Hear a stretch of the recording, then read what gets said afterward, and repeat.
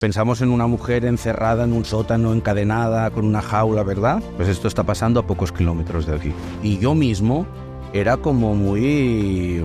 casi despectivo, con las causas sociales. Las típicas frases de todo se lo meten en el bolsillo, no llega a nada, y hasta en estos hippies queriendo cambiar el mundo, las había dicho todas. Jaume Sant Llorente. Jaume Sant Llorente.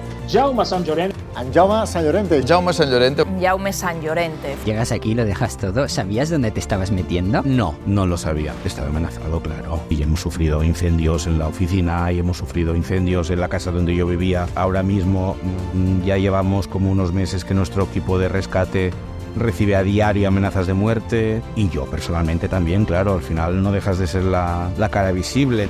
Si hubiera más personas malas que buenas en el mundo, nos habríamos extinguido, está clarísimo.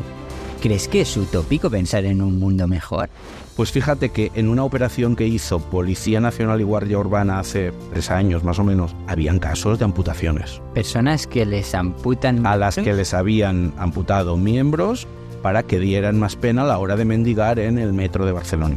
Hemos preferido esperar 7 años, pero no pagar jamás ni un solo céntimo de rupia para poder tener unos papeles antes o... No, porque si tú criticas la corrupción, tú no puedes formar parte de ella. ¿Has negociado alguna vez con un proxeneta? Sería tan absurdo pensar que alguien que trabaja contra la pobreza tiene que vivir como un pobre. Sería tan absurdo como pensar que un buen oncólogo, para ser buen médico, tiene que tener cáncer. Parece realmente mentira que esto pueda ocurrir aquí. Ocurre.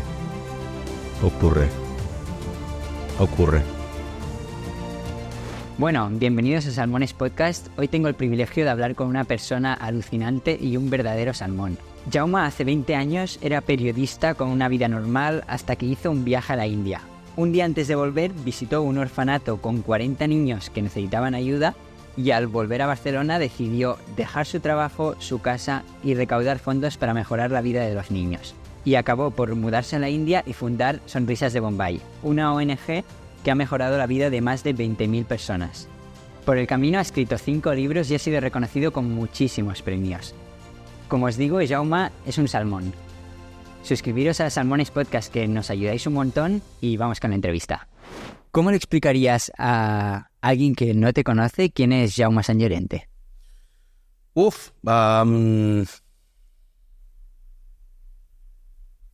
Alguien que intenta mejorar un poco el mundo en el que vive.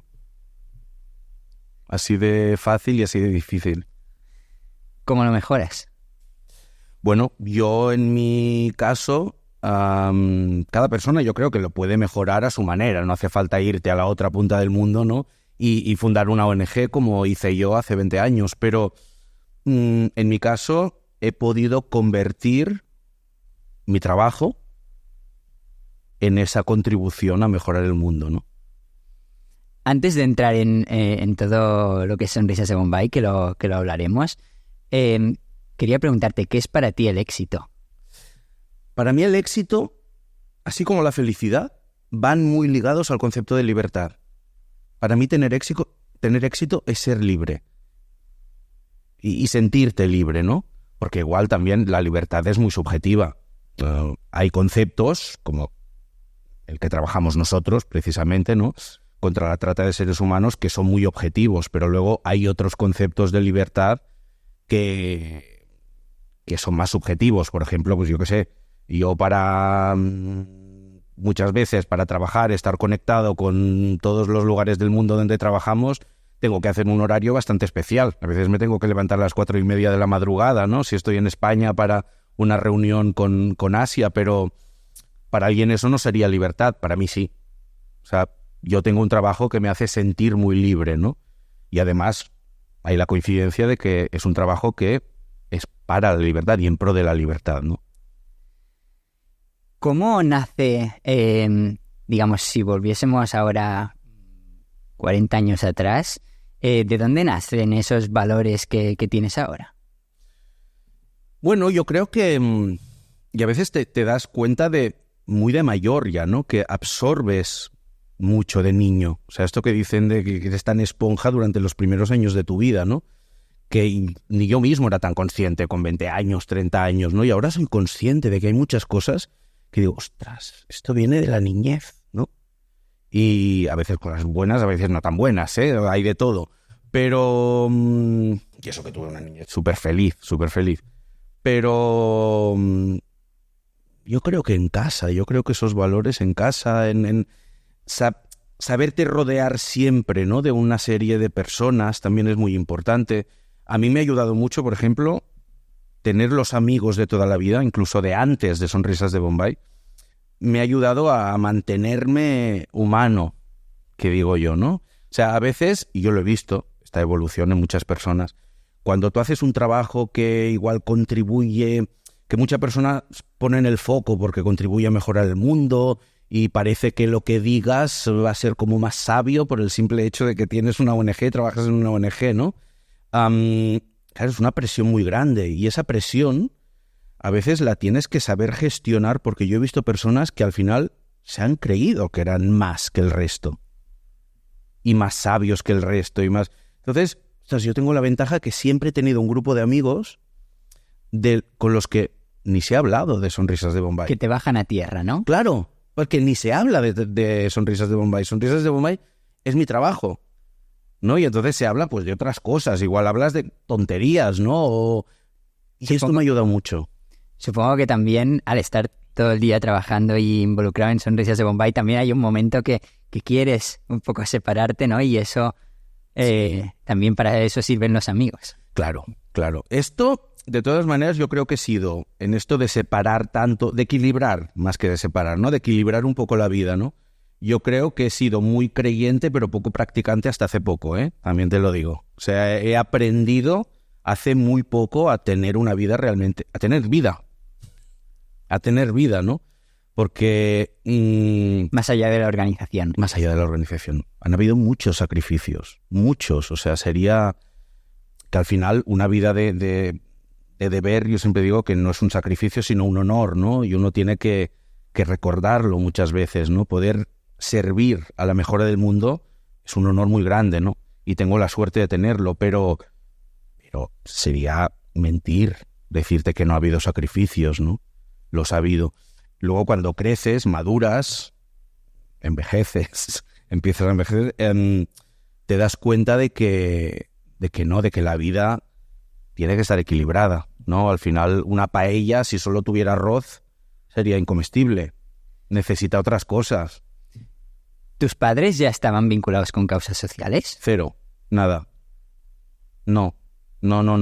Mi madre era profesora, maestra, muy vocacional, igual de allí sí que viene algo, pero no. Y yo mismo era como muy... casi despectivo, con las causas sociales. Las típicas frases de todo se lo meten en el bolsillo, no llega a nada, y hasta en estos hippies queriendo cambiar el mundo, las había dicho todas. Incluso yo había dicho que para viajar, el último lugar del mundo al que viajaría sería la India. Y mira, el karma, nunca puedes decir una cosa así. Y entonces llega un momento que decides viajar a la India. Uh-huh. ¿Vas solo en ese viaje? Solo. Y entonces explica un poco cómo fue ese inicio, qué pasó. Bueno, yo tenía unas vacaciones, tenía 2 trabajos. Trabajaba en una revista de comercio exterior y los fines de semana trabajaba como relaciones públicas en un local que era de un jugador de fútbol que estaba súper de moda en ese entonces, en la Barcelona de entonces. Era como el local, vamos, por excelencia, o sea, unas colas para entrar, bueno... Un jugador del Barça. Sí. Y yo era la cara de ese local.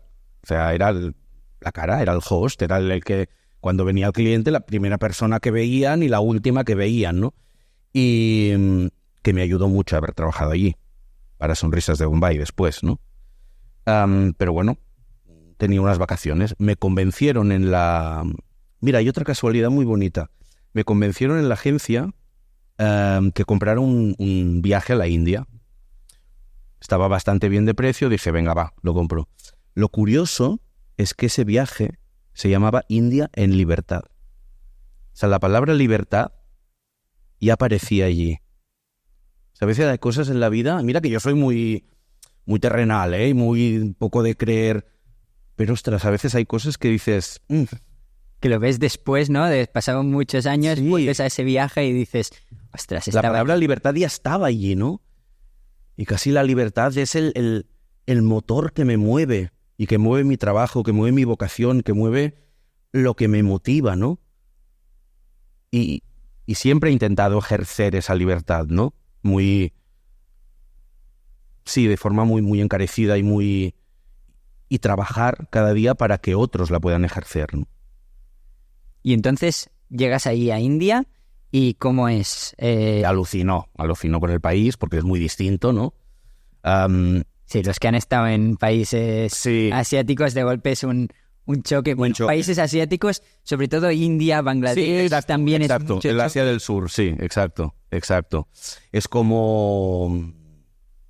Sí, es como me chocó. Después, fíjate que como te acostumbras a las cosas, ¿no? Después de tantos años viviendo allí, que me chocaba que a personas les chocara. Yo decía, pero si no es tan distinto que España. Porque claro, ya me acostumbré muchísimo, ¿no? Pero al principio pues aluciné. Y el último día de viaje conocí un pequeño orfanato con 40 niños que estaba a punto de cerrar. O sea, venían los niños de una situación terrible, ¿no? Terrible. Venían ya de situaciones de trata. Lo que entonces pues no lo identificaba tan fácilmente, ¿no?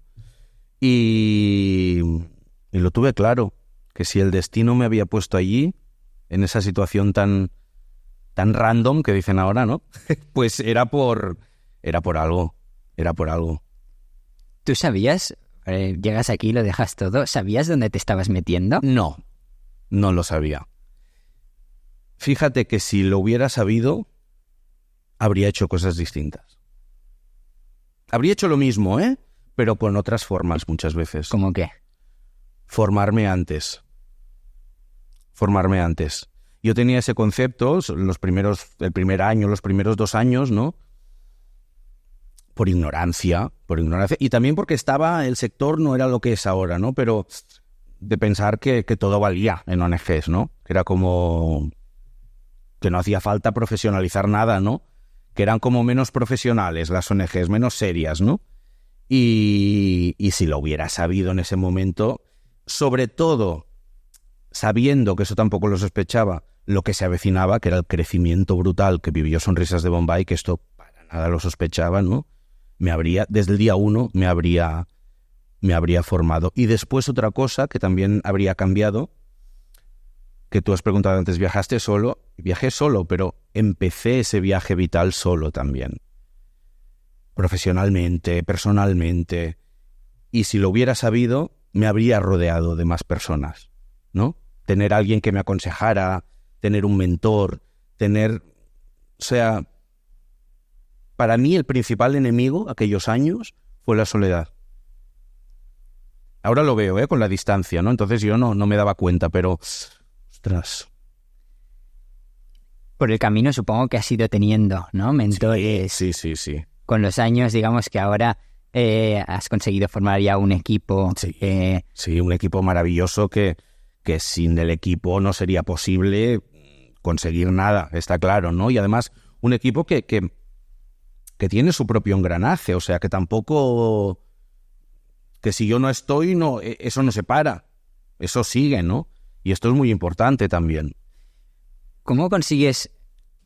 Vale, tienes la idea de montar una ONG para ayudar a esos niños de ese orfanato.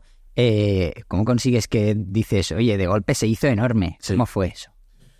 Pues yo creo que hay un factor que no se puede negar en la vida. Sería muy humilde si lo negara, que es el factor suerte. O sea, piensa que mi historia abrió informativos en televisión. Era la noticia que abría unos informativos.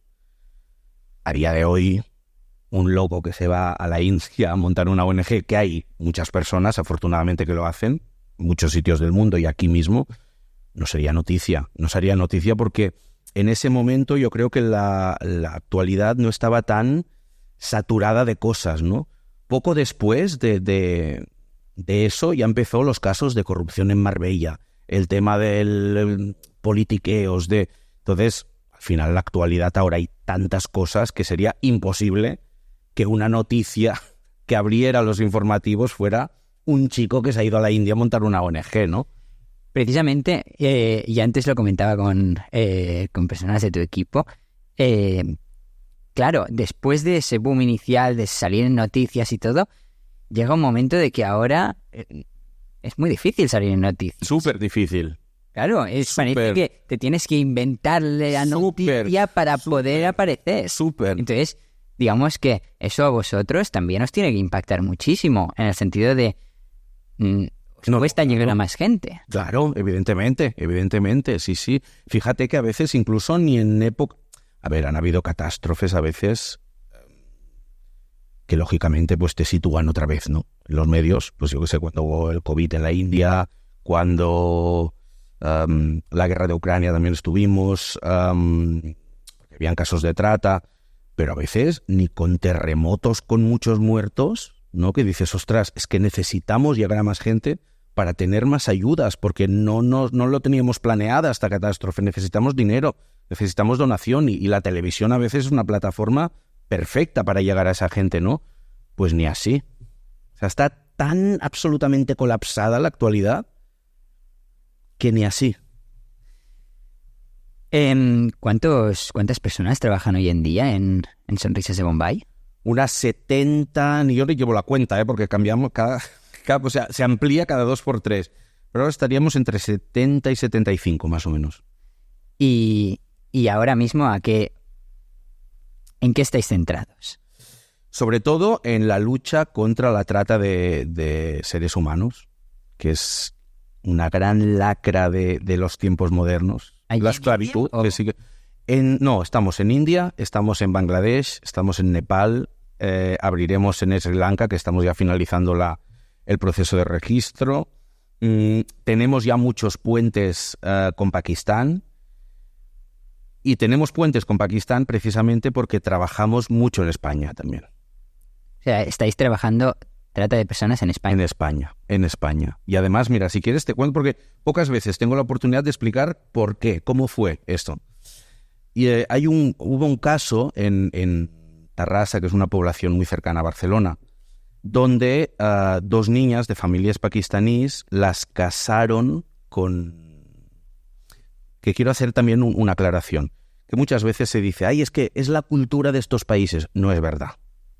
El matrimonio forzado y con una menor está penado y está castigado y está mal visto en cualquiera de los países en los que trabajamos. Y hay unas leyes que se aseguran de que no suceda. Porque a veces pasa que muchas veces cuando se identifica este delito, incluso la propia familia se justifica diciendo, no, es que nuestra cultura es así. No es verdad. No es verdad, ¿no? Que tendemos muchas veces a criminalizar otra cultura, ¿no? Y no es verdad. Pero dicho esto, casaron estas familias a estas niñas, las llevaron engañadas a Pakistán, ellas no sabían que iban a casarse. Y se habían educado aquí, ¿eh? ¿Qué edad tenían? O sea, creo que tenía una 16 y la otra 15, algo así. Mentiría, ¿eh? No estoy seguro, pero... Una de las 2 al menos era menor, segurísimo. Y las llevaron a Pakistán engañadas, las casaron, ellas se intentaron escapar, las pillaron escapándose y las asesinaron. ¿A las 2? A las 2. Entonces, ese caso fue muy mediático en su momento, ¿no? Yo creo que fue hace, 4 años o una cosa así. Soy muy malo yo situando cosas en el tiempo, pero hace unos 4 o 3 años. Y yo me acuerdo de ver un Mossos d'Esquadra, un policía, hablando en unas declaraciones diciendo que les había costado mucho la investigación por el tema de la distancia geográfica y cultural, lingüística, muchas cosas, ¿no? Y que les habría ido muy bien como una mediación cultural. Entonces allí fue cuando... O sea, alguien que, digamos, pudiera traducir del pakistaní. Traducir, conocer las leyes de allí, tener un equipo allí para hacer... O sea, éramos nosotros. Una mediación Pakistán-España. Sí. Dije, es que somos nosotros. Esta labor la podemos hacer nosotros.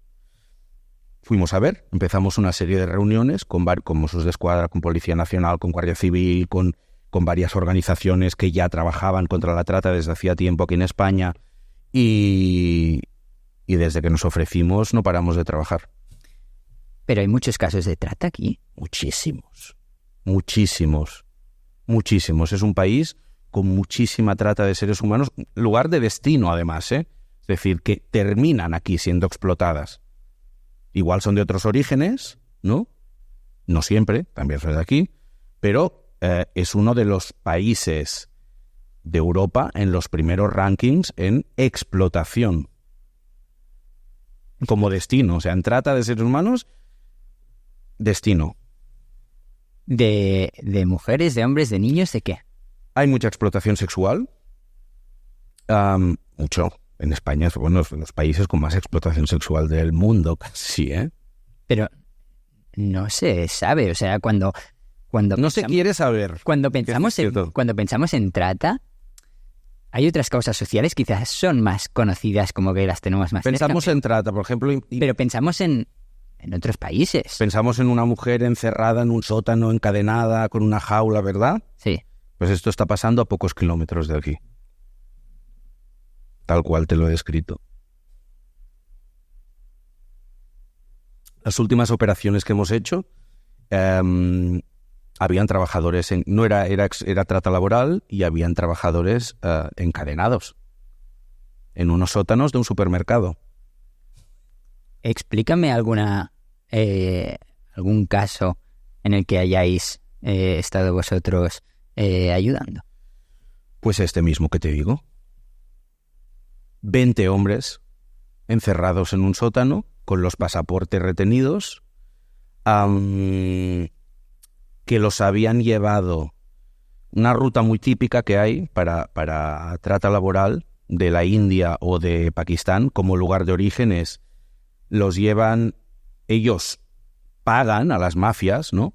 Que les prometen el oro y el moro y un trabajo súper bueno en España, tal, pagan hasta el límite de que a veces sus madres o personas en el pueblo tienen que venderse un riñón al mercado negro, con todos los peligros y los riesgos que eso entraña a nivel de salud también, ¿no? Entonces pagan a esas mafias, estamos diciendo, muy bien. Los llevan en avión a Serbia, en Serbia ya les quitan el pasaporte. Este es uno de los principales indicadores de la trata, ¿no? Si te quitan la identidad, que es lo más, ¿no? Lo más arraigado a una persona, tu identidad, ¿no? Y las plataformas que demuestren esa identidad, si ya te quitan esa identidad, ahí es un caso clarísimo de trata, ¿no? Les quitan los pasaportes, son llevados en camión a la frontera Francia-España, y en la frontera Francia-España, ya encadenados muchas veces, andando, son entrados por el bosque, por la zona del País Vasco. Y así les entran en España, y a partir de ahí ya se reparten, unos a un sótano, otros a una plantación ilegal de marihuana, otros a tal... Mira, hay una anécdota, esta no la hemos vivido nosotros, pero nos lo contaban unos policías, de 20 hombres que estaban retenidos en la típica casa que sale en informativo, retenida una casa cerca de no sé qué pueblo del Montseny, donde estaban unas plantaciones ilegales de marihuana. Pues allí estaban 20 hombres que después de estar 3 años allí, no sabían en qué país estaban. A ellos les metieron en Serbia en un camión y ya no sabían nada más desde hacía años. Es muy fuerte, ¿eh? Y entonces vosotros trabajáis directamente con policía para... ¿Cómo es ese momento, ¿no? De entrar, oye, no sé cómo descubrís que ahí hay un caso de explotación laboral o explotación de personas. Eso primero de todo, no sé cómo se descubre. Y después, ¿cómo es el momento de tener que entrar ahí? Vale. Mira, nosotros... Hay varias formas, ¿eh? O sea, el tener que entrar allí... Aquí en España cada país es distinto, ¿eh? Aquí en España tenemos un rol, digamos, menos protagonista dentro de la redada, entre comillas, ¿no? En India muchas veces parecemos nosotros, ¿no? La policía, pero porque son muchos años trabajando con la policía, nuestro personal también está muy formado, ¿no? Y entonces, pues, a veces no queda más remedio, ¿no? Que intervenir casi antes que lo haga la policía. Aquí es imposible, es decir, Sin la policía nosotros no podemos ir a ningún lado, y la policía sin nosotros muchas veces tampoco, porque protegerla vale, pero acompañar a la víctima en todo su proceso, al día superviviente, en todo su proceso hacia la libertad, a ver, tampoco es trabajo de la policía, tampoco les toca, ¿no? Entonces, bastante que hacen ya preocupándose para que lo tengan, ¿no? Entonces, generalmente hay un aviso, una denuncia que llega a la policía. Si hay personas, esto sería una manera, hay varias. Si hay personas en esa operación de las víctimas que son de la zona geográfica que nosotros trabajamos, que es esta de Asia del Sur que te he comentado, ¿no? India, Pakistán, Bangladesh, Nepal, nos avisan un día antes o dos la policía y nos dice, mira, habrá una operación mañana en tal sitio, tal sitio, tal sitio, o tal zona, ¿no? No nos dan detalles. A veces sí. Estad preparados porque hay personas que son de estos orígenes. Ahí estamos preparados y ya empezamos a participar desde el momento en el que esa víctima está rellenando todo el papeleo para denunciar al traficante, o no denunciarlo, o hacer los papeles conforme a que su estatus pasa a ser el de superviviente de la trata, con lo cual hay una serie de especificidades a la hora de obtener los papeles, ¿no? Y la nacionalidad, etcétera, etcétera. Y conseguir un trabajo, tal. Y entonces, a partir de ahí, hacemos todo con esa persona. O sea, todo su proceso hacia la libertad. Somos su trampolín hacia la libertad, ¿no? Y casi su flotador cuando se tira, ¿no? Para asegurarnos que, bueno, que pueda ya algún día quitarse ese flotador y nadar solo, ¿no? Como lo dices, en cierta manera parece, dentro de él es muy complicado y complejo, pero parece relativamente sencillo el ver como un poco los buenos y los malos, sí. Pero sé que la realidad normalmente es más compleja que buenos y malos y que quizás hay personas, pregunto, Sí. Pero hay personas que están dentro de temas de trata, sí. que ellos... Que son de los malos.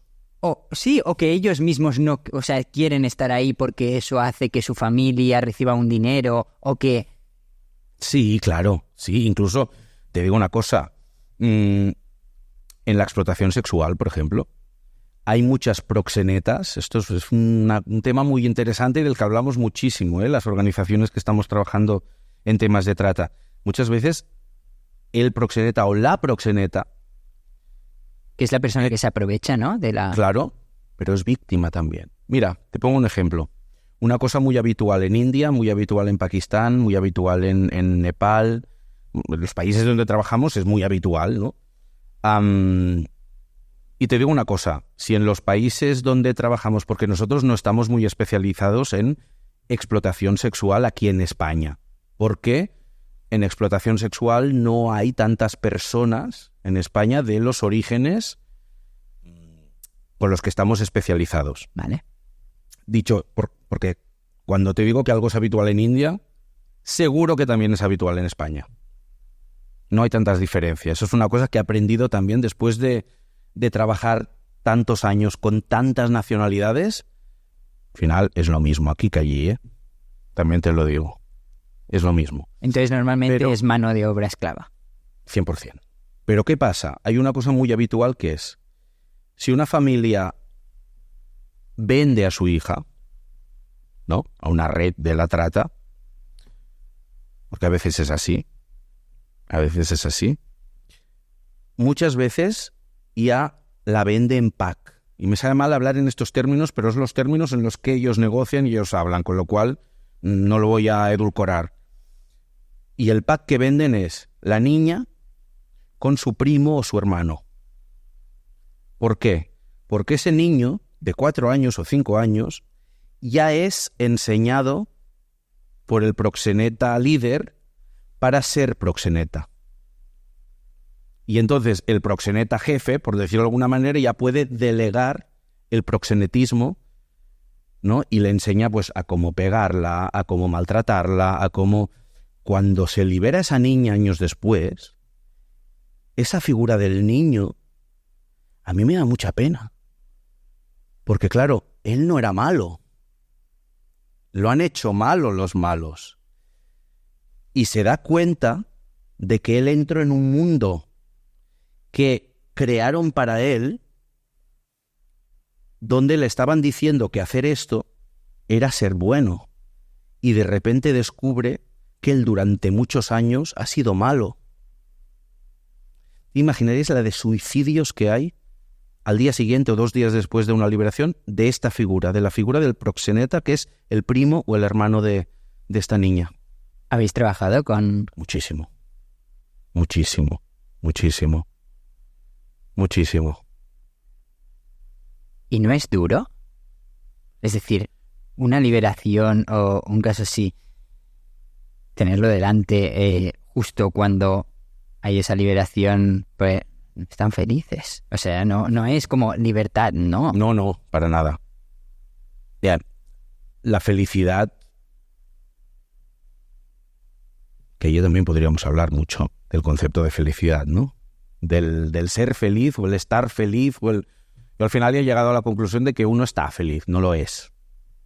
Lo está, ¿no? Yo creo que, no sé, y luego habrían como grises en esa felicidad, ¿no? Pero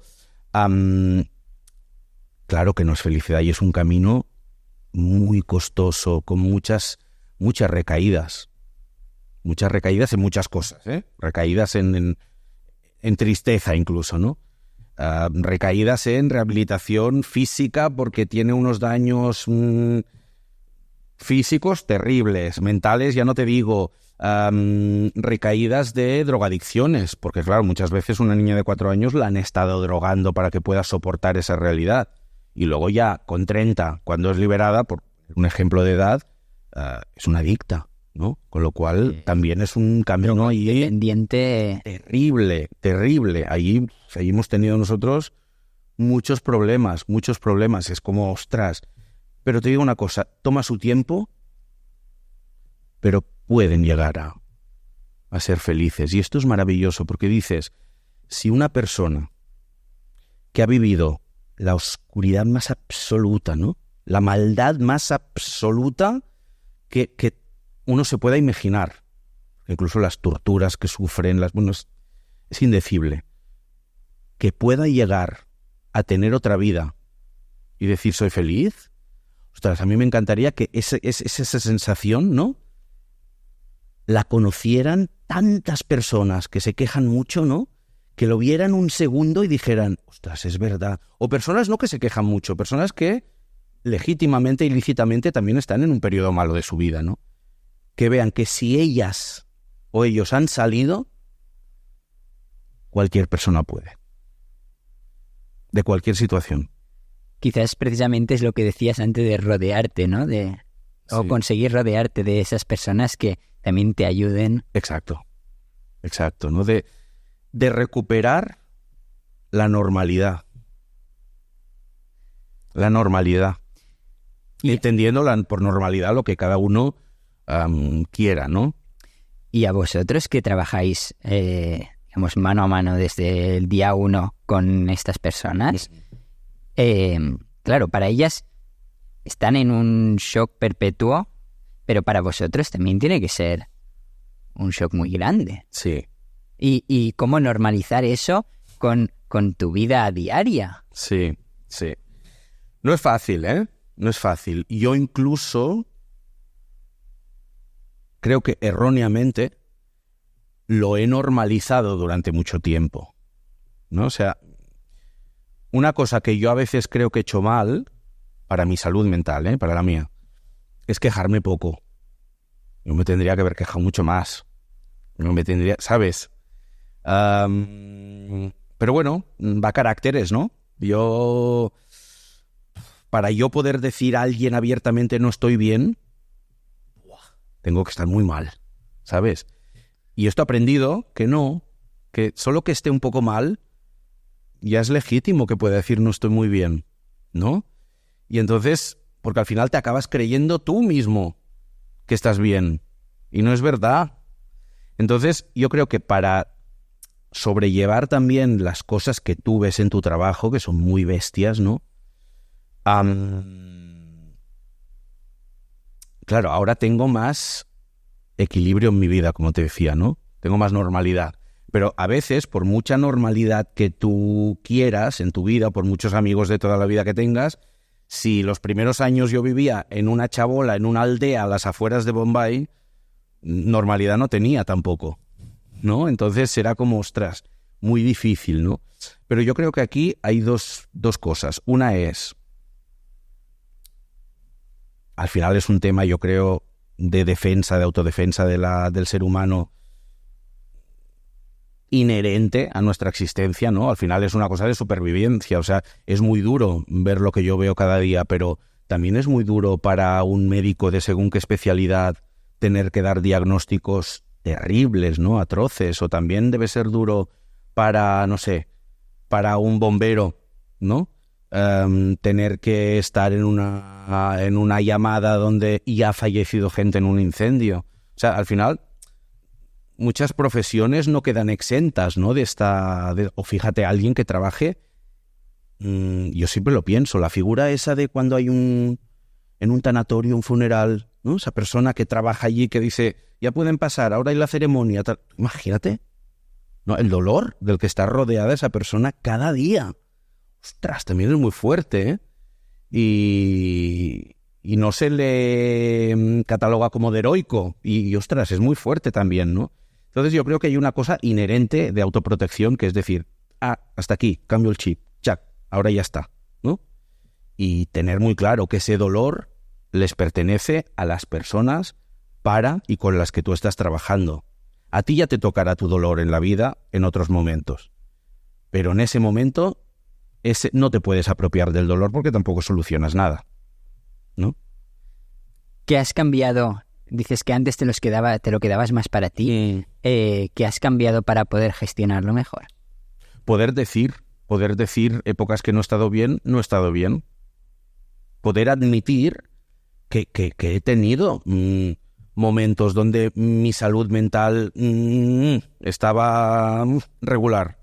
Admitirlo, que esto a mí me lo dicen hace 5 años, que lo podría decir así en un podcast, ni de coña. O sea, antes, vamos, me muero que decir esto. Ahora estás en un muy buen momento. ¿Sí? Estoy en muy buen momento. Estoy en un momento muy feliz. Pero he tenido momentos, y hace 1 año y pico así estuve regulinchi. A ver, regulinchi. No con una depresión, pero si no hubiera detectado a tiempo que no estaba bien, la habría desarrollado. Entonces pedí ayuda, claro, pedí ayuda. Muchas veces es más fácil verlo a posteriori, ¿no? Sí. Y reconocerlo a posteriori que Claro. no cuando estás en el momento. Sí. También lo reconocía. Yo creo que en ese momento ya lo empecé a reconocer, ¿eh? O sea, en ese momento que no estaba bien, decía, no estoy bien, porque llega un momento donde tocas tan fondo, ¿no? Tan hondo que como te da igual, o sea, qué tontería, o sea, es casi un flotador poder decirlo, ¿no? Pero ya te digo, que nadie se alarme, por favor, que estoy, o sea, fue un momento que te digo una cosa, igual mi momento de no estar bien en otra persona es lo normal. Sí, ¿Sabes? sí, Claro. y que todo el mundo tenemos momentos de... Pero yo no había tenido nunca. Y no era verdad. No era verdad, claro que los había tenido, pero no lo había querido ver. Ya no te digo reconocer, ni ver yo mismo. Lo típico de si no lo veo no existe. Exacto. O si no lo digo Exacto, no existe. exacto. Pero es que no decírmelo ni a mí. O sea, ni yo era consciente de que no estaba bien. ¿Sabes qué te quiero decir? Y sí, estoy súper bien. Ahora estoy en un muy buen momento. Muy buen momento. Sí. Mira, si estoy en tan buen momento que ayer a las 6 de la tarde tenía 1 hora, que ahora lo veo de vez en cuando, cada muchos meses, con el psicólogo, y no me acordé. Y a las 6:15 me dice, ¿todo bien? Digo, ostras, no me acordé. ¿Vas regularmente ahora? Ahora voy poco, claro, voy... De hecho, él mismo cree, dice, yo por mí es que no me tendrías ni que ver. Digo, pero no, yo quiero cada X tiempo, no sé, 1 vez al mes, algo así. Va bien, ¿eh? Aunque estés bien, tú en ese momento siempre va bien. sueltas, ¿no? Las Claro. cosas que te Oye, quieren. no tienes que estar al borde de un infarto para ir al gimnasio, ¿no? O con un colesterol altísimo para ir al gimnasio, pues es lo mismo. O hacer algo de deporte o lo que quieras, pero, ¿sabes? Es como... ¿Has negociado alguna vez con un proxeneta? Nunca. Nunca. Hay unos límites que nosotros nunca hemos querido traspasar, que tal vez habrían implicado ir más rápido en muchas cosas, porque jamás ni hemos negociado a este nivel, lógicamente, porque al final sería formar parte de un delito, ¿no? Contra el que estamos luchando. Pero lo que tampoco hemos querido nunca, y ahora matizo lo de negociar, ahora matizo una cosa, pero tampoco lo que no hemos querido hacer nunca, que podríamos haberlo hecho, sobre todo en la realidad de determinados países hace muchos años, es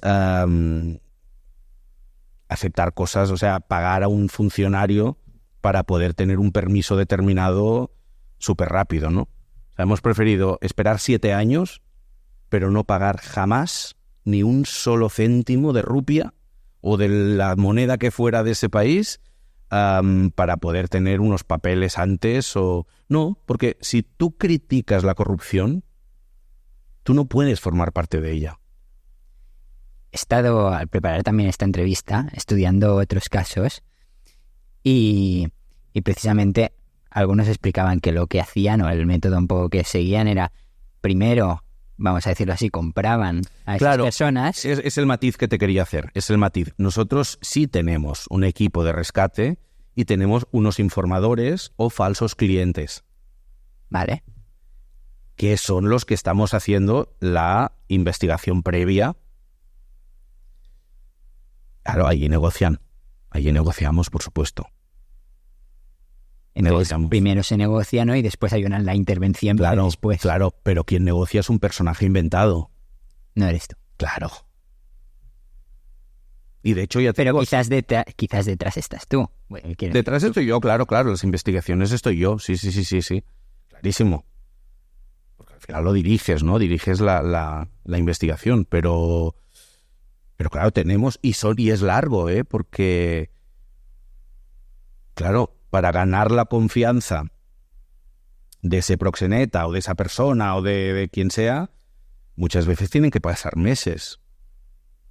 Y tiene que haber un trabajo de campo de muchísimos meses, con operaciones fallidas, con...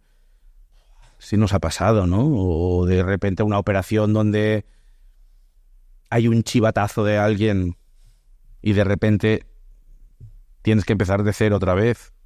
O sea, no es tan fácil, ¿eh? O se estropea un micrófono, con lo cual ya no puede haber después una evidencia. Tremendo, es tremendo. Parece realmente mentira que esto pueda ocurrir aquí. Ocurre.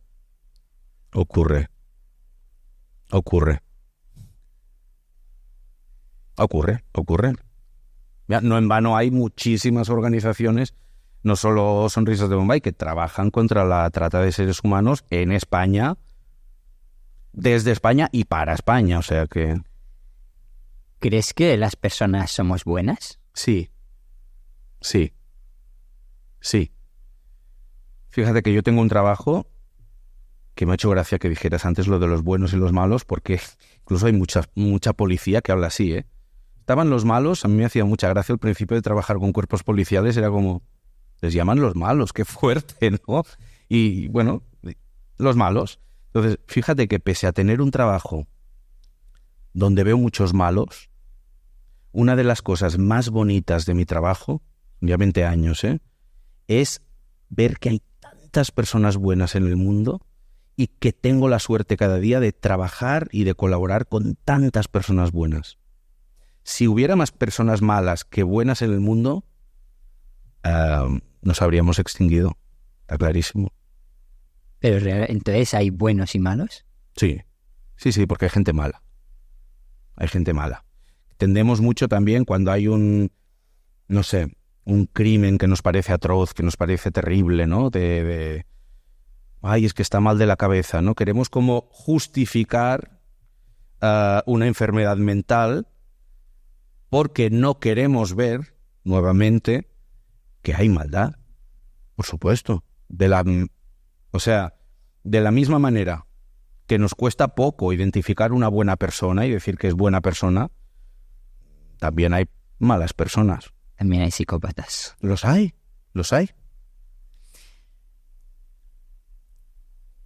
¿Cómo?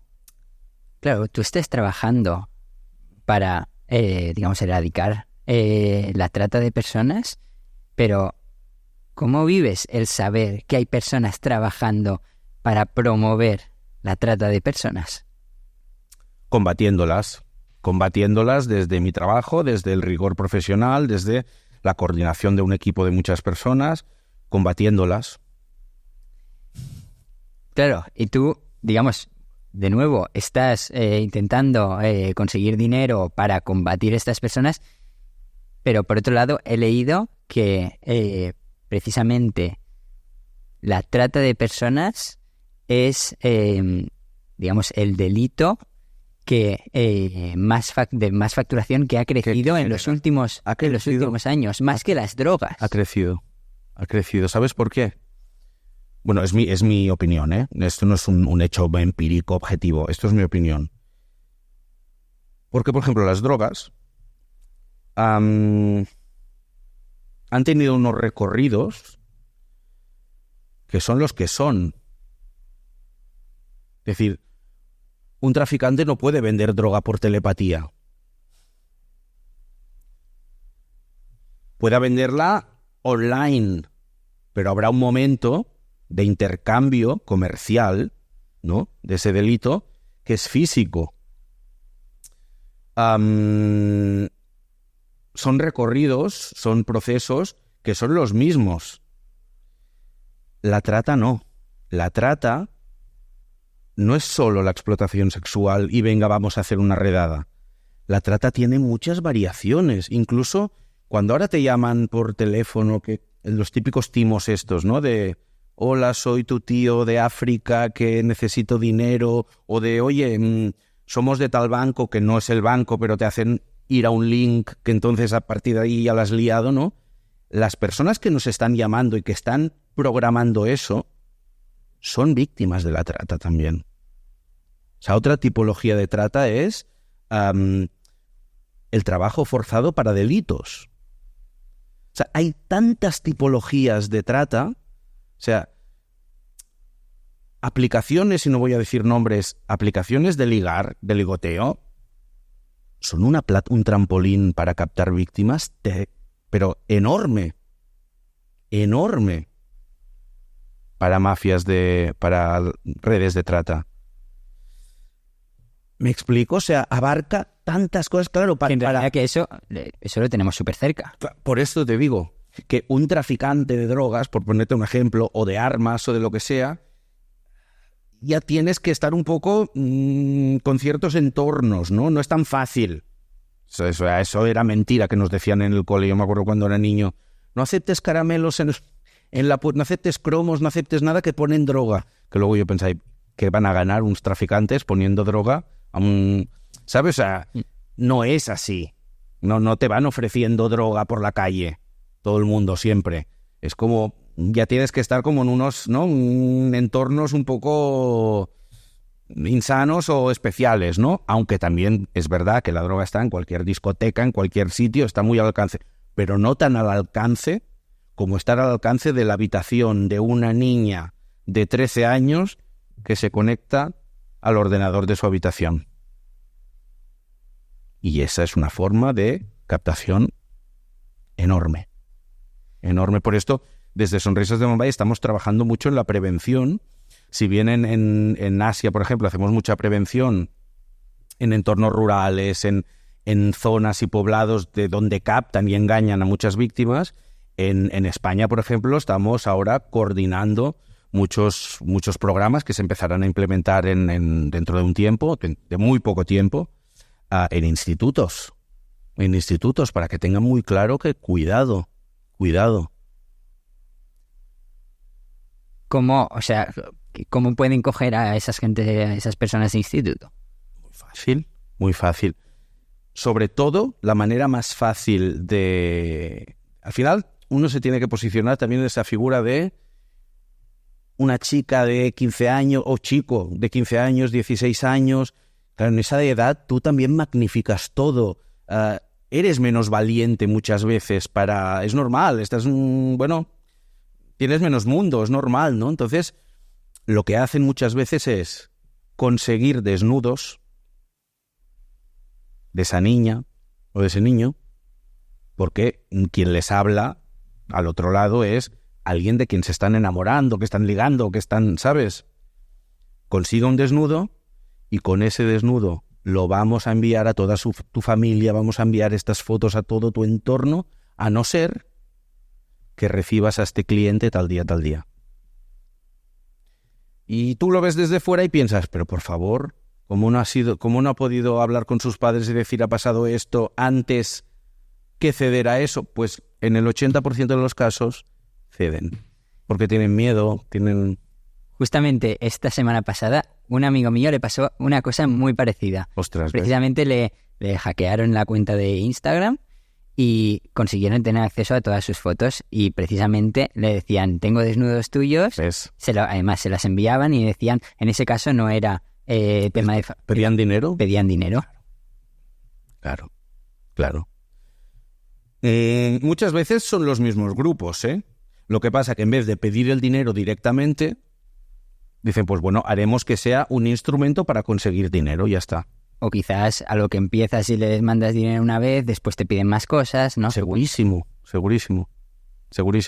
Con el objetivo final, que es el de siempre, ¿no? El dinero. ¿Cómo se puede cambiar todo esto? Batallando y trabajando para que se pueda erradicar. Como tantas causas en el mundo, como tantas cosas, como tantas que se consiguen trabajando. Caminando, ¿cómo consigues llegar a un destino? Pues avanzando. Pero es que hay gente trabajando para lo contrario. Sí.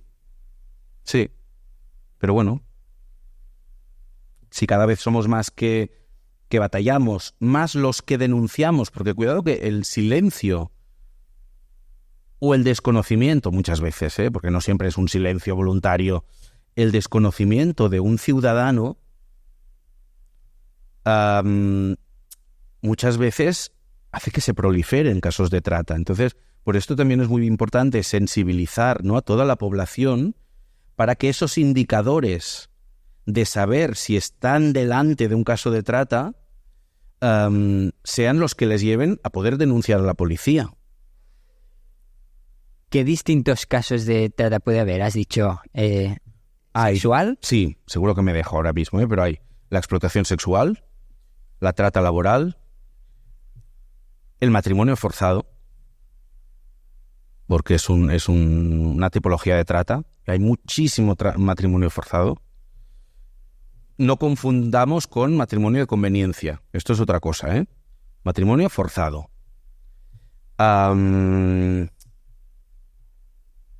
Forzar a delitos, lo que te comentaba antes. Mendicidad forzada, también, ¿no? Eso es la gente que pide por la calle. Correcto. Pero no toda la gente que pide por la calle está dentro de grupos. No toda, sí. Pero hay mucha. Hay muchísimo. Y ahora tú que me decías lo de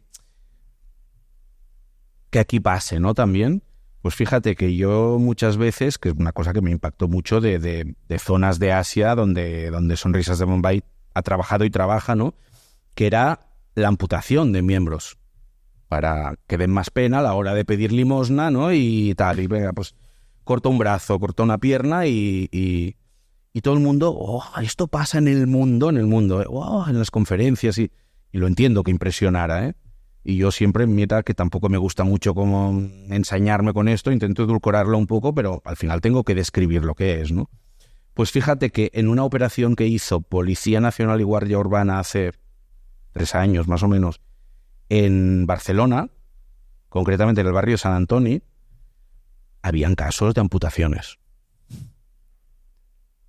Personas que les amputan... A las que les habían amputado miembros para que dieran más pena a la hora de mendigar en el metro de Barcelona. Esta además salió en prensa, todo esto, o sea, no me estoy... ¿Cuál es la última operación que habéis hecho? No sé si se puede decir. La última fue, sí, se puede decir. Se puede decir porque ya está todo cumplimentado, todo... Pues yo creo que hemos tenido tantas esta semana. Yo creo que la semana pasada... ¿Esta semana? O sea, ¿tenéis cada semana? Sí, cada semana.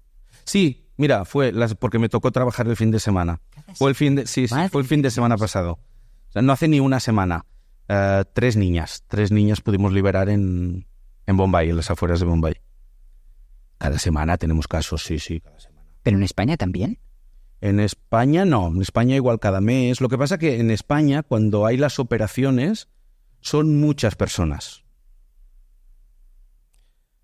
¿No? Por ejemplo, una operación que ahora estamos con 5 personas, se liberaron a 20 hombres que eran víctimas de trata laboral. Además, se denunció ese caso gracias a un caso previo nuestro.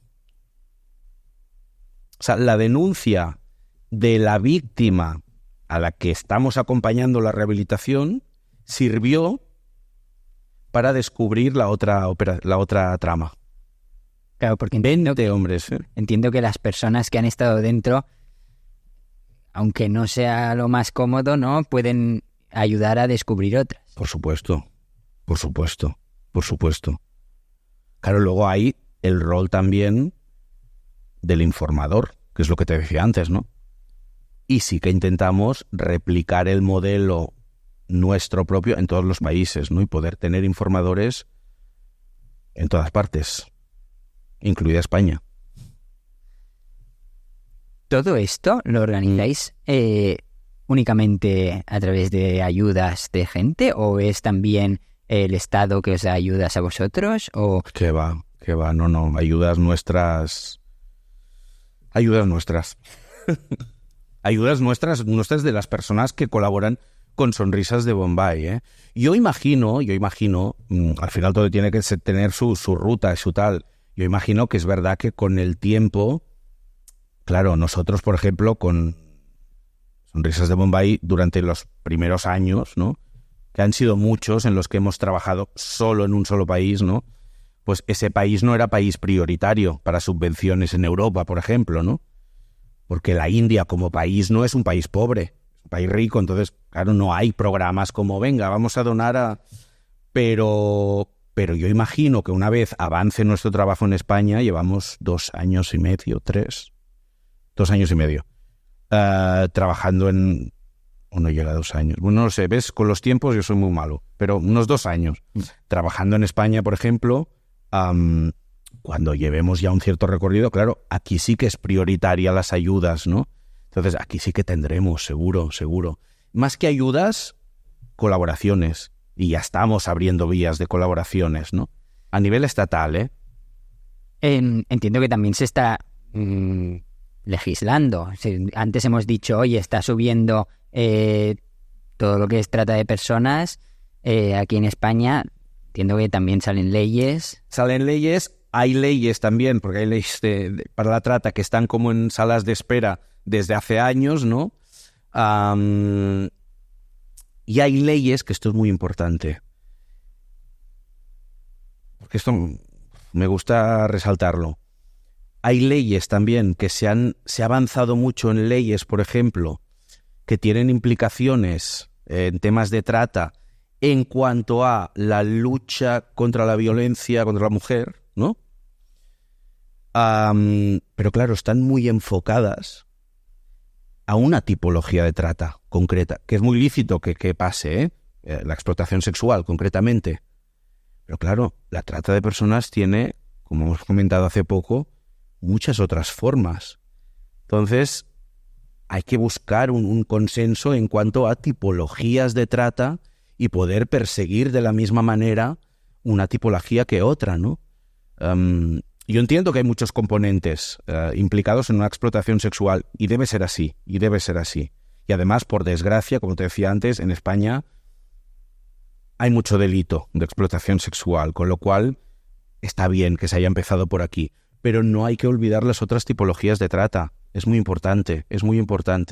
Y luego también lo que habría que buscar más a nivel leyes es un consenso, es decir, en el acompañamiento y en la protección de una víctima, en España, en Europa en general, está muy estipulado. Si eres refugiado, no puedes ser víctima de la trata. Si eres víctima de la trata, no puedes tener condición de refugiado. Si puedes, o sea, hay poca transversalidad. Yo creo que se necesitaría más transversalidad, pero claro, es muy fácil decirlo. Pero también tú imagínate, con tantos gobiernos autonómicos, gobierno central, tantas ministerios, consejerías como hay, tú imagínate, todas las taquillas esas, si te tienen que poner de acuerdo, no es fácil, ¿no? Pero sí se requeriría, yo creo, más transversalidad. Mucha más. En todos estos años y, digamos, combatiendo, final grupos terroristas. Sí, combatiendo, sí. Combatimos delitos, al final. Combatiendo delitos Sí. o grupos, al final, que son peligrosos. Sí. Porque si están metidos en temas de trata, seguro que están metidos en temas de armas. Ya sé que preguntarás. Supongo que has recibido también. Sí, claro. He recibido y recibiré, claro. Siempre digo una cosa. O sea, has estado amenazado. He estado amenazado, claro. Y hemos tenido, y hemos sufrido incendios en la oficina, y hemos sufrido incendios en la casa donde yo vivía hace muchos años. Amenazas tenemos. Ahora mismo ya llevamos como unos meses que nuestro equipo de rescate recibe a diario amenazas de muerte. Y yo personalmente también, claro. Al final no dejas de ser la cara visible, ¿no? Y el... Sí, pero yo siempre contesto con una cosa, una frase muy simple, pero es como: si todo el mundo tuviera miedo al fuego, no habría bomberos. Es así. De vez en cuando, por ejemplo, hace poco hicimos en la oficina en Barcelona como una especie de taller, jornada, ¿no? Para un poco que el equipo también pueda ir viendo criterios de seguridad, si en algún momento hay que elevar un poco el nivel de seguridad, ¿no? También todo depende de qué operación estés realizando en ese momento, depende de contra quién estés combatiendo en ese momento, ¿no? Claro, porque han habido, al final, muchas ONGs, por ejemplo, la del chef José Andrés, no sé si lo conoces. Sí, además hemos colaborado, En Ucrania colaboramos juntos. Claro, pues hace poco tuvo al final un atentado contra... Y murieron, sí. Y murieron correcto, murieron personas, sí señor. O sea que es una amenaza que es real. Es real, sí, por supuesto. Sí, hombre, ya te digo, hemos vivido incendios, o sea, más real que un incendio a propósito, Sí. Es real, pero no. O sea que os tienen identificadísimos. Claro, muchísimo.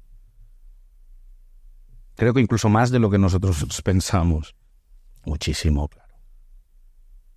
Y más que nos tendrán, porque no dejaremos de trabajar. Trabajaremos más y mejor cada día. O sea que...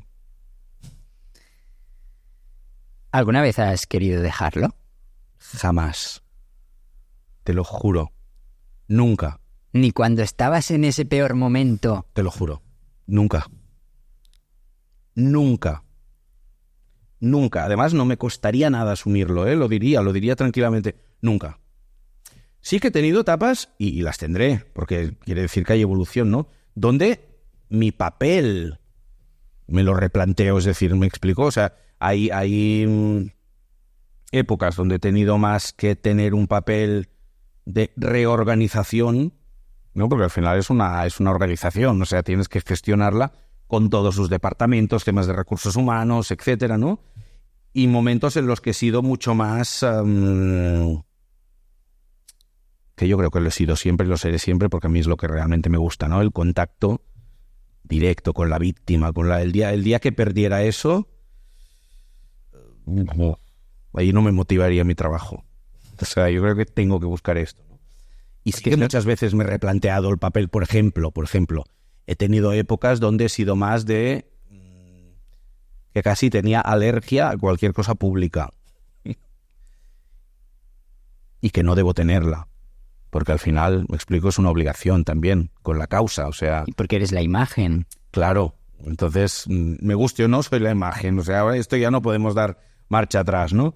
Y entonces, pues, bueno, a veces sí que he tenido épocas como que fíjate que allí sí que en esta época que te digo yo que no estaba bien, se anuló todo lo público que tenía. Allí sí que se anuló. Cuando digo público, quiero decir, pues, una conferencia delante de no sé cuántas personas, ¿sabes? Sí, esta entrevista. Porque allí sí, por ejemplo, ¿no?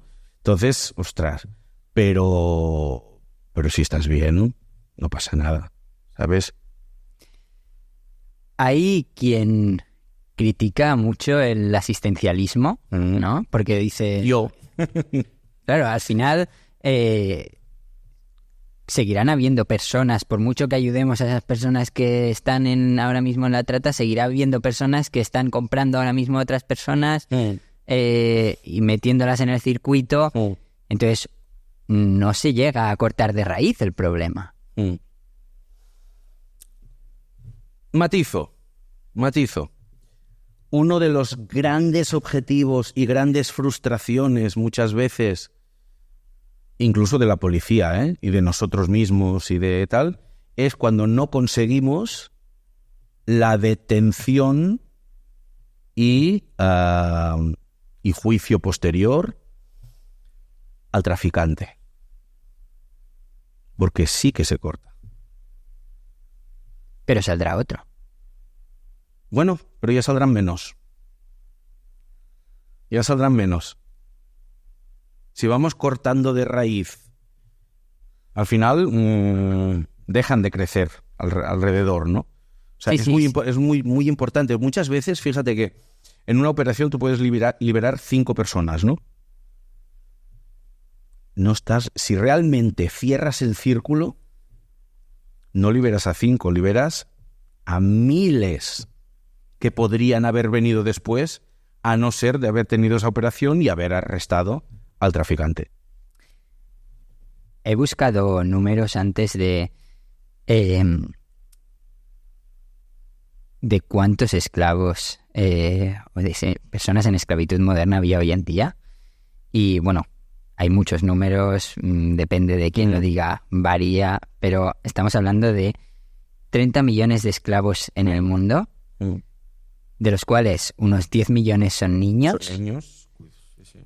Y entonces dicen que unos 2 millones están en lo que es tráfico sexual y otros 8 millones están, pues, como decías, como mano de obra o también hasta extracción de órganos. Ah, bueno, claro, mira, me lo he olvidado. Cuando me preguntabas antes lo de...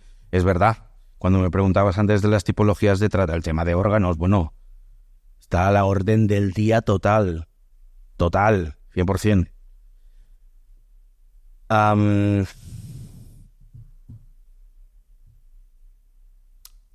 Y a veces los compradores de estos órganos están en Europa. A veces, muchas veces, no supongo. A veces. No creo que siempre. Yo no conozco tantos casos, pero muchas veces sí. ¿También conoces casos de estos? Sí.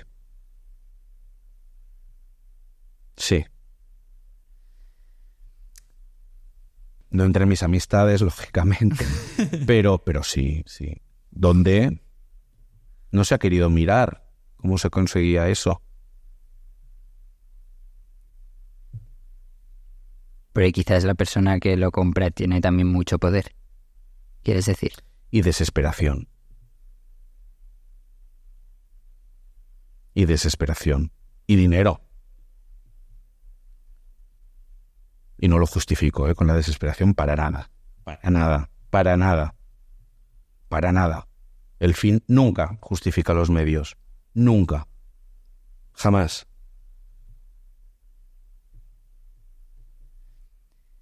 Con lo cual, esta reflexión que hacíamos de buenos y malos es interesante porque a veces se tiende a querer ver, desde según qué países, que los buenos están aquí y los malos están allí, ¿no? Igual que los pobres y los ricos. Correcto.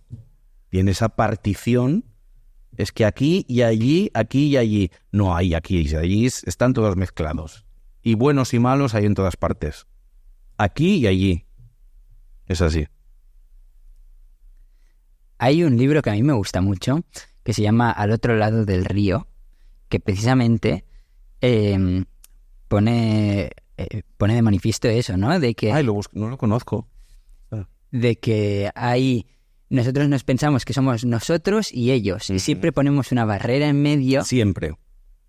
Como las personas que salen en el diario, que hay muchas caras que se llegan en una patera, pero no es una persona. Sí. Y entonces es nosotros como persona y ellos. Sí. Y esta barrera es un velo que nos ponemos, es un filtro, ¿no? Como los de Instagram, es un filtro para evadir responsabilidades. No es otra cosa que eso. Pero al final, bueno, creo que es lo que decías, ¿no? Que al final hay personas, hay mucha riqueza también en India. Hay mucha riqueza. Muchísima, aquí, claro. Y hay personas malas aquí. Y hay muchísima. personas... Y muchas personas que de España, por ejemplo, que cuando viajan a Bangladesh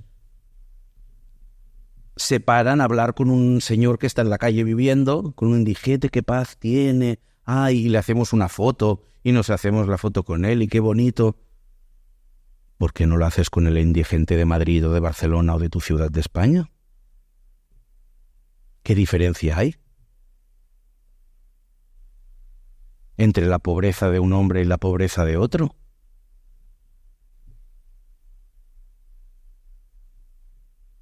Es el velo, el filtro que te digo yo. El filtro de no querer la responsabilidad con el indigente que está durmiendo en tu portal. Al final es así. Ahora que hablas de Bangladesh, cuando fui a Bangladesh... Estuviste, sí, lo sé, sí, lo sé. Que precisamente fue la primera vez que creo que hablamos. Que hablamos, sí. Pues tú has escrito Sí, La costurera de Dhaka. Y en ese libro, bueno, haces una entrevista a Bibi Russell. Sí, correcto. Que yo fui también... ¿La fuiste a ver? Sí, anda. Sí. Y también le hice una entrevista, bueno, estuvimos hablando. Sí, es que me acuerdo que me pedías como información de Bangladesh. Sí. Pues en esa vez que fui a Bangladesh, sí, lo sé. Viajé al sur, al campo de refugiados de Cox's Bazar, que es el campo de refugiados más grande del mundo. Conozco la situación. Más de un millón de personas, o 1 millón de personas. Sí. Con extrema pobreza, tiendas de campaña, de cualquier manera. Además, es un sitio que llueve mucho. Tremendo. Con muchos problemas. Correcto. Y bueno, entonces fui hasta allí y en uno de los días, bueno, nos alojábamos en el hotel muy sencillo del pueblo que había cerca. Y entonces fuimos a ver el campo y entonces después volvíamos al hotel por la noche.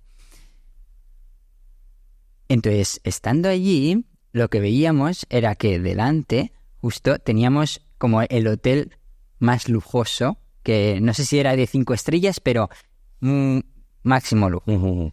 Y veíamos a todas las organizaciones, todas las ONGs que venían del campo de refugiados con sus furgonetas, con los logos bien grandes, todas entrando a dormir al hotel más lujoso. Y eso, bueno, claro, nos genera impotencia, pero me hace preguntarte, lo que comentabas, ¿no? Al principio de que tú mismo te preguntabas hasta qué punto las ONGs, dónde va mi dinero.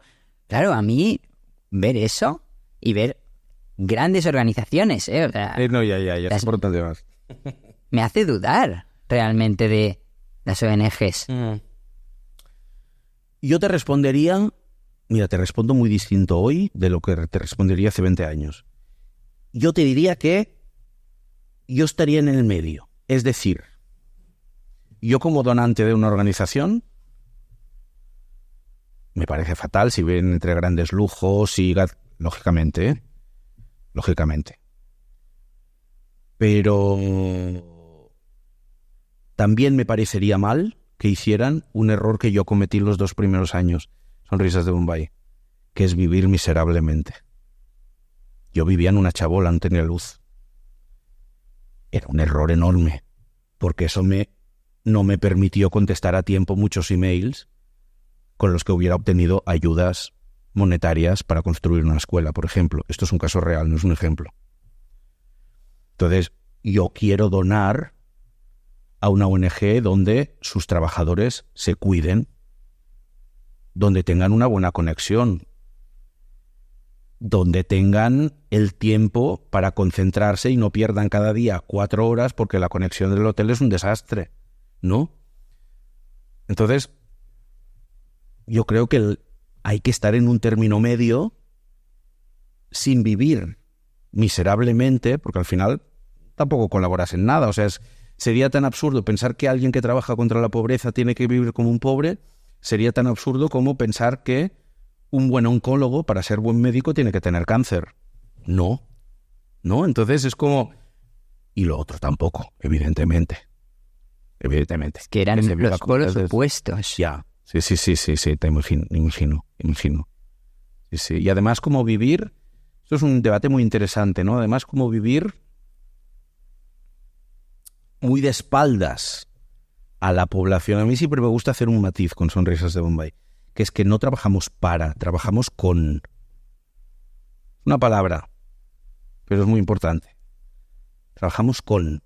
O sea, por ejemplo, del equipo de Bombay, más de la mitad, antes de trabajar en Sonrisas de Bombay, han sido la comunidad beneficiaria. Entonces, esto te legitima mucho también. ¿Te refieres a que habéis contratado a personas que habéis liberado? Que hemos liberado, correcto. Que ayuda, entiendo, al todo el proceso de reintegración social y laboral. Claro, que mejor que hay que un... mira, hay una chica en Bombay que está trabajando, maravillosa, que es muy joven y está en nuestro centro residencial.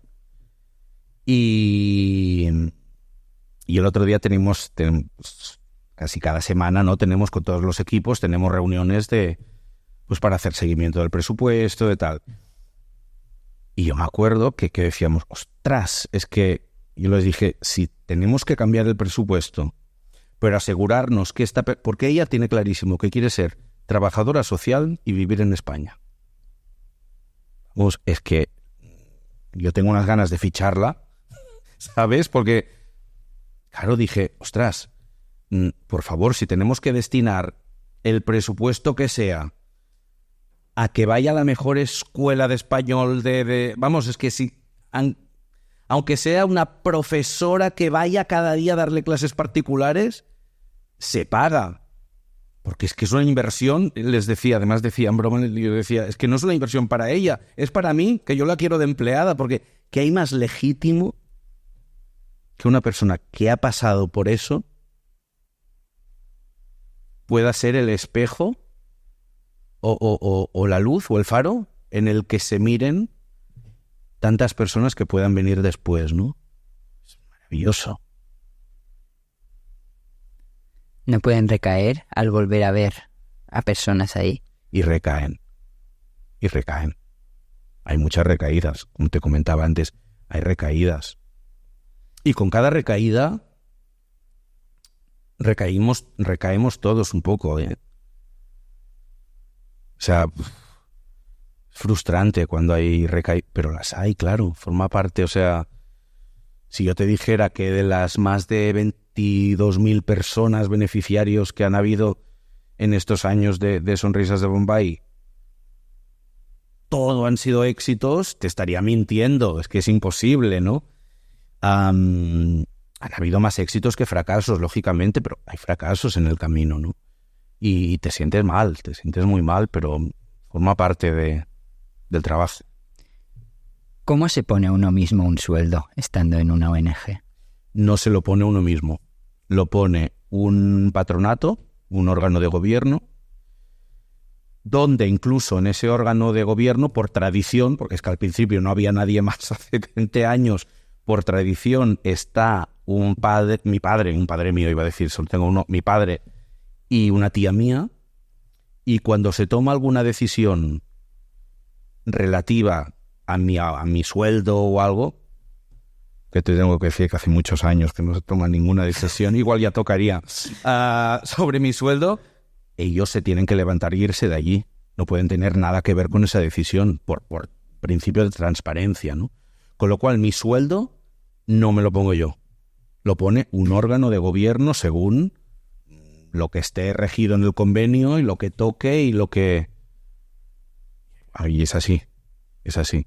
En los otros sueldos y en las otras cosas, pues del equipo, lógicamente, el órgano de gobierno tiene una decisión porque lo aprueba, ¿no? Pero yo como director general, claro, sugiero y evidentemente, pues... Pero al final supongo Tengo esta condición también de fundador, ¿no? Muchas veces hay como... Supongo que en el órgano de gobierno también tienes mucho peso. Tengo peso, pero alguna vez me han dicho que no, ¿eh? A cosas, un par de veces me han dicho que no. Un par de veces. Un par de veces. Un par de veces en 20 años. Bueno, confían mucho también en el criterio de dirección general, ¿no? Mira, fíjate, en la historia de Sonrisas de Bombay hubo 2 años en los que es lo que te decía antes del rol, ¿no? En los que yo dije, no, prefiero que entre una persona nueva de dirección general y yo tengo un rol más institucional, más, ¿no? Más... Y allí me puse como de consejo asesor, digamos, del patronato. Porque seguía teniendo un sueldo yo más bajo, porque no hacía la dirección general, pero tenía como un consejo asesor. Y la directora general de entonces, de ese momento, pues yo me acuerdo que la mayoría de cosas, y mira que yo había sido luego ya no tanto, pero bueno, es otra historia. Pero al principio yo también estaba de acuerdo en todo. O sea, al final si un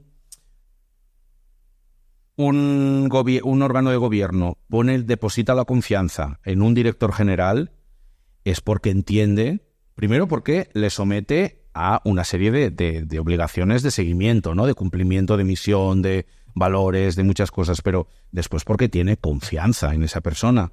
Si la confianza falla, adiós. O sea, yo creo que si el patronato de Sonrisas de Bombay viera que yo estoy cometiendo locuras o que estoy haciendo como cosas muy raras... Te podrían hacer fuera. Sí. Me podrían echar. Sí, totalmente. Pero, ¿tú sabes la libertad que me hace sentir a mí, saber que puede ser así? ¿Me explico? Me hace estar más seguro de mi trabajo. Si no pudiera ser así, yo no me sentiría bien. Me sentiría incómodo. ¿Sabes? Sí. Tal vez. Y me han dicho que no alguna vez, te lo digo de verdad. No diré a qué, pero me lo han dicho...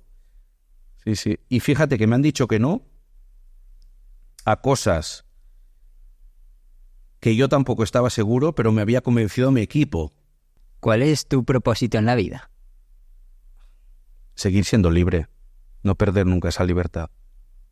Y ser buena persona. Seguir siendo buena persona. O sea, para mí lo más bonito que me pueden decir es que soy bueno. ¿No? La gente cuando te preguntan eso, ¿cuál te imaginas el epitafio de tu vida? A mí que alguien se acuerde de mí, era buen tío. Era buen tío. Ya está, es lo mejor que se le puede decir a alguien. La bondad es lo más sexy, lo más bonito y lo más de todo que hay en la vida. ¿Te arrepientes de algo que hayas hecho estos años? Sí, muchas cosas. Sí. Mucha gente le sorprende. Y hasta como que hay personas que, no sé con quién hablaba el otro día, que casi que no querían ni aceptar que yo les dijera que me arrepentía de cosas. Por supuesto que me arrepiento de cosas. Más que he hecho de que no he hecho, ¿eh? Por ejemplo, ¿de qué me arrepiento? Lo que te decía, yo he equilibrado más mi vida últimamente, ¿no? Me arrepiento de no haberlo hecho antes. Ostras, claro que sí. Me arrepiento de cosas, claro que sí, me arrepiento, sí. O no, a veces cosas que digo, esto lo podrías haber dicho con más tacto. O esto podrías haber, sí. Sí me arrepiento, claro que sí. Es que habría pasado muy por encima de todo si no me arrepintiera de nada, ¿no? De algo tiene que servir la evolución del paso de los años. Ese aprendizaje. Claro. A mí estas personas que dicen, Es que yo me asombro, que yo pienso lo mismo que hace 20 años. Pues yo no. Y espero no pensar lo mismo dentro de 20 años que ahora. ¿De qué es de lo que más te alegras de tu vida? De haber sido coherente siempre.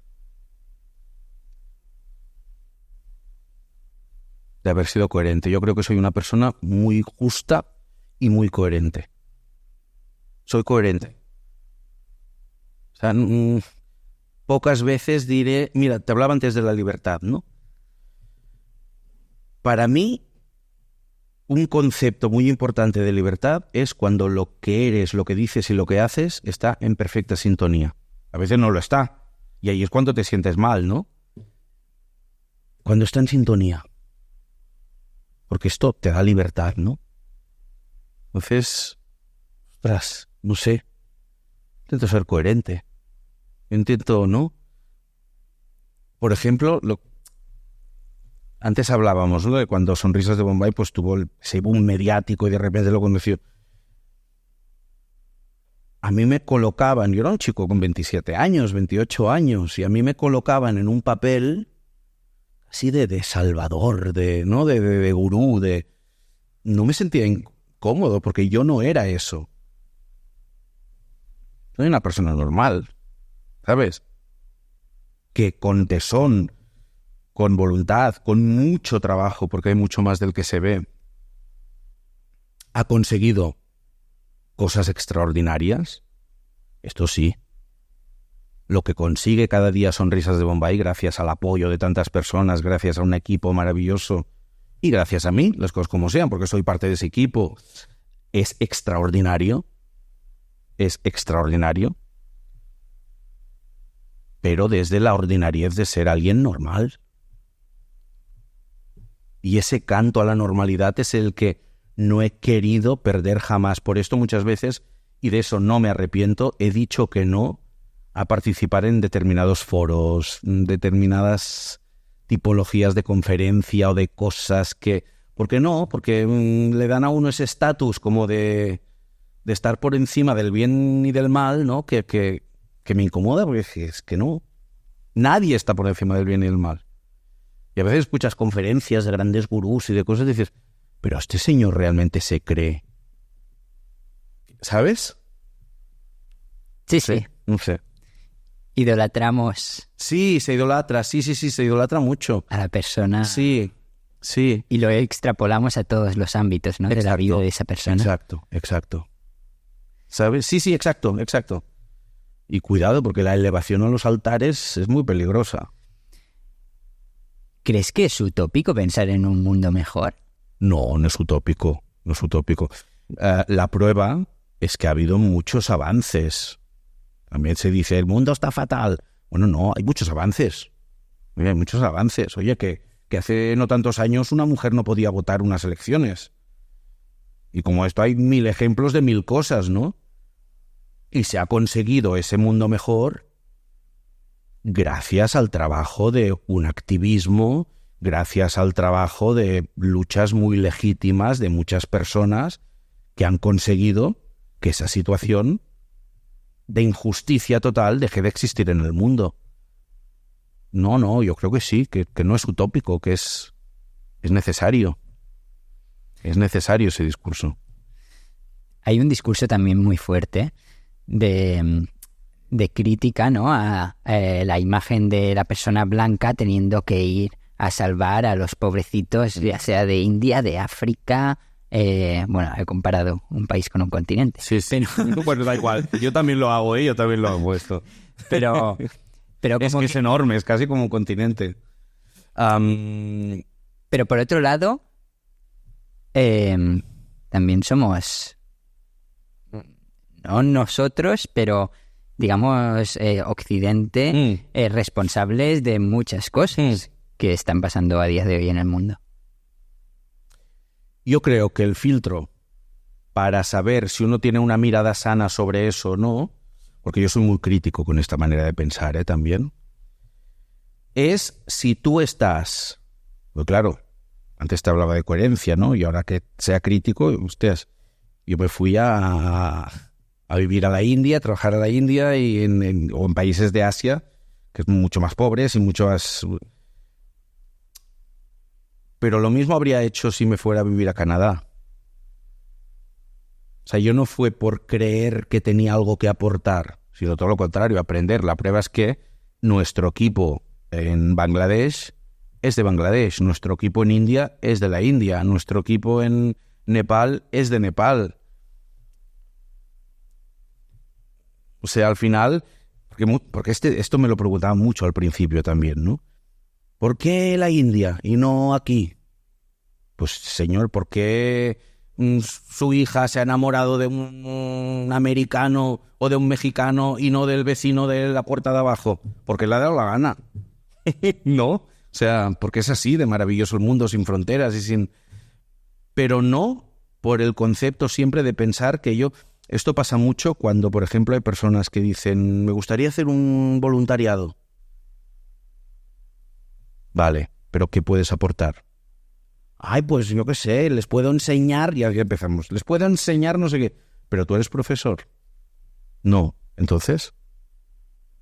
Es como si ahora viniera aquí un noruego, ¿no? Noruega, país objetivamente más desarrollado que España, no lo digo yo, lo dice un ranking de desarrollo de las Naciones Unidas, como si ahora viniera un noruego a Barcelona, a un hospital tan bueno como la Vall d'Hebron y dijera, no, quiero aquí ser voluntario, estar en una operación. Como sois españolitos, pues claro, pobres, no sabéis, yo os enseño a operar. El jefe de cirugía de Vall d'Hebron diría, oiga, señor, Váyase a su casa. pues lo mismo pasa en Bombay, claro. Si pudieses tener a todo el mundo delante y pudieras decir una cosa, ¿qué dirías? Todo el mundo, 8.000 millones de personas. Gracias. Es lo primero que me sale. Me sentiría con la responsabilidad y el deber moral de agradecer al mundo lo bueno y lo malo, porque lo malo que he visto del mundo también me ha hecho ser mejor, ¿no?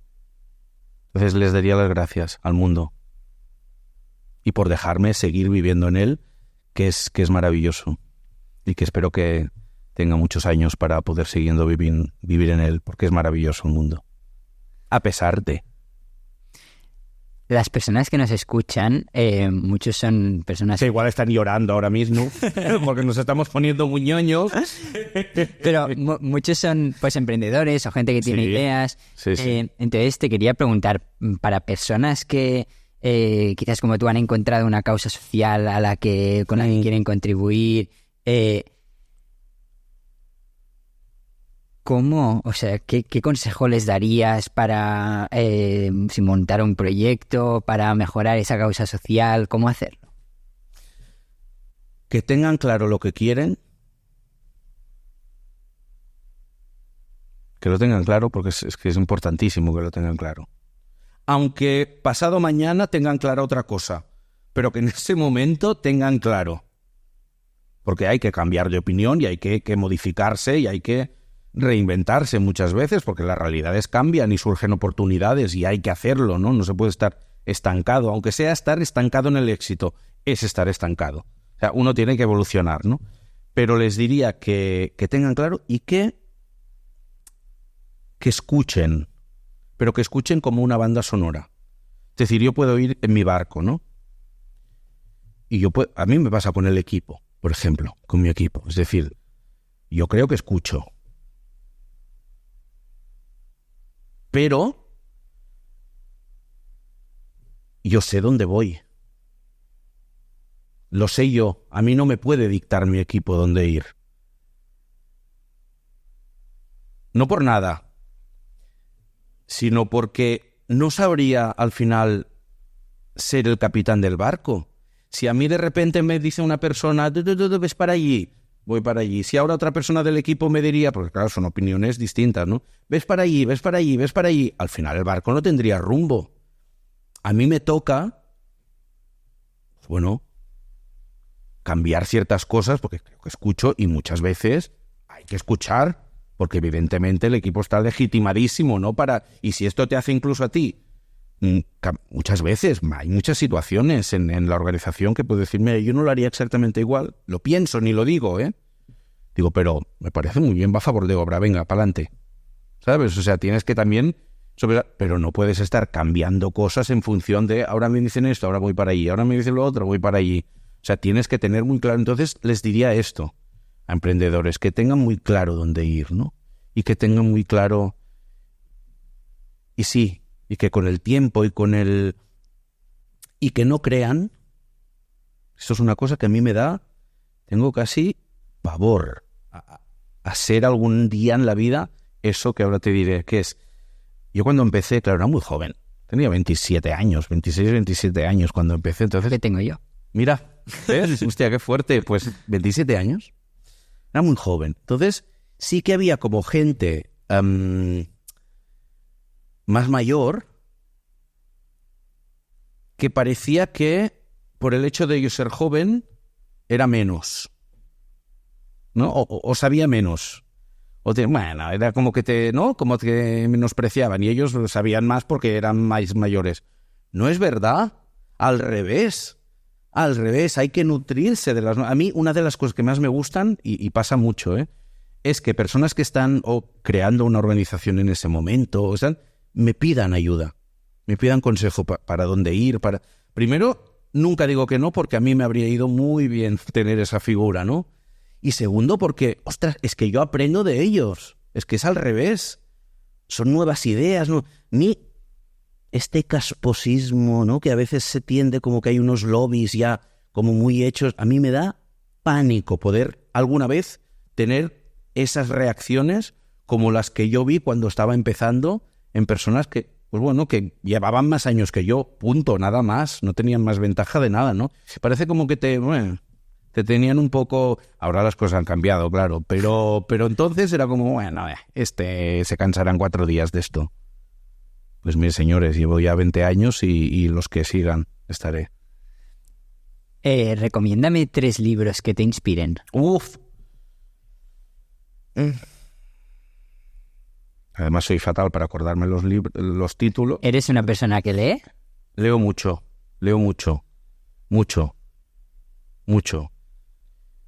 Pero no me acuerdo nunca de los títulos después de leerlos. Es como las series. A mí me encantan las series, pero no me acuerdo. Pues te diría, ¿qué libro recomiendo? Con los ojos abiertos, que es una antología poética me gusta mucho la poesía a mí, de Miquel Martí i Pol. Te diría...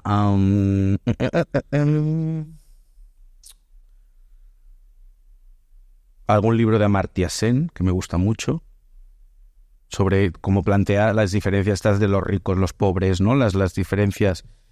Y luego...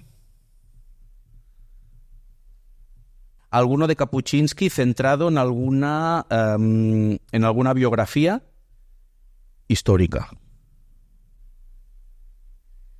Antes de acabar... Que igual me lo preguntas en 10 minutos y ahora me acordaré y diré, no, tendría que haber dicho esto me pasa mucho. Pero estos... Sí, si quieres, cuando te acuerdes me lo envías, vale. Y también lo pondremos en la descripción. Vale, venga. Las pondremos en la descripción. Venga. Antes de acabar, ¿tienes algún recuerdo de tu vida de Sonrisas de Bombay que te haga ilusión compartir? Muchos. No sé, muchos. Mira, un recuerdo que siempre lo tengo, no sé por qué, lo tengo muy grabado, porque mira que he vivido momentos preciosos, pero un momento tengo muy grabado. Cuando hice 30 años, me hicieron una fiesta sorpresa en el orfanato. Aún estaba en esa época viviendo cerca del orfanato y me hicieron una fiesta sorpresa. Y entonces yo supongo que quien organizó la fiesta dijo, y ahora levantaros y decid cada uno una cosa que habéis hecho con Jaume, no sé qué, bueno... Y bueno, todos me decían, gracias por no sé qué los estudios, gracias. Pues sí, muy bien, pero pobres, yo creo que les habían dicho en plan de cites, ¿o no? Y hubo un niño que se levantó y dijo, gracias a ti, ahora puedo patinar, porque tengo tiempo para patinar. ¿Qué quieres decir? Ese niño, bueno, venía de un pasado terrible. lo que hemos estado hablando, pues imagínate, ¿no? Y él dice que en ese pasado terrible veía muy lejos, muy lejos, muy lejos el patio de una casa donde un niño patinaba. Y que él jamás se imaginó que podría hacer lo que hacía ese niño. Y que gracias, no a mí, sino también a Sonrisas de Bombay, a todas las personas que nos apoyan, pudo tener ese tiempo para patinar. Y eso lo recuerdo mucho porque lo que Sonrisas de Bombay le dio a ese niño es el derecho a ser niño. Y esto es maravilloso. Jaume, muchísimas gracias. Creo que no hay mejor manera de acabar la entrevista. Hasta aquí este episodio. Espero que hayas estado cómodo, que Súper cómodo. a los que Súper cómodo. nos veis y nos escucháis os haya gustado. Os dejaré, como he dicho, los libros que ha recomendado Jaume y los Sí, ya me estoy acordando de otro, es madre. también los pondremos en descripción.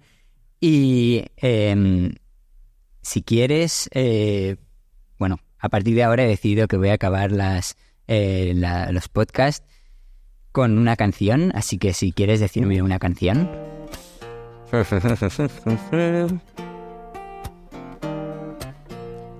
Fast Car, de Tracy Chapman. Pues la pondremos. Jaume, muchas gracias, un placer y un honor, la verdad, poder hablar contigo. Honor el mío. Muchas gracias, de verdad. Gracias. You got a fast car. I wanna take it to anywhere. Maybe we can make a deal. Maybe together we can get somewhere, and any place is better. Starting from zero, got nothing to lose. Maybe we'll make something. Me, myself, I got nothing to prove.